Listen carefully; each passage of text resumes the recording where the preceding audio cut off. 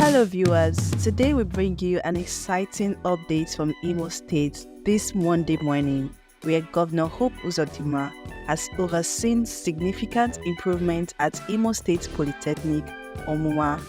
This recent development is a testament to the governor's commitment to enhancing educational infrastructure in the region. Just maybe, Governor Hope Uzodimma actually means well for the people of Imo State. Governor Uzodimma's administration has delivered two brand new buildings at Imo State Polytechnic, an administrative block and a 120-room female hostel. This is massive, right?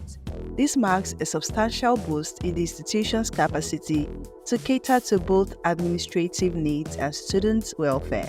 Additionally, a 24-classroom block has been constructed to expand academic facilities, along with a newly established engineering department. This is really huge. It's important to clarify for our audience that Imo State Polytechnic, located in Omuma, is distinct from the Federal Polytechnic Nekede, which is another respected institution situated in Nekede, Owerri West local government area of Imo State. Both institutions play pivotal roles in advancing technical and vocational education, but serve different communities and have unique administrative structures. The addition of these new facilities at Imo State Polytechnic is a huge win for students and faculty alike, promoting a better learning and living environment.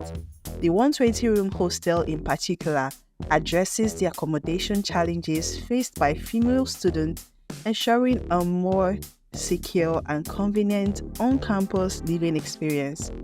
Governor Uzodimma's investment in education underscores his vision for a brighter future for Imo State's youth. By providing improved infrastructure, the government aims to empower students with the resources they need to excel academically and professionally. Continue to stay connected with Ebony People TV for more updates. See you in our next video.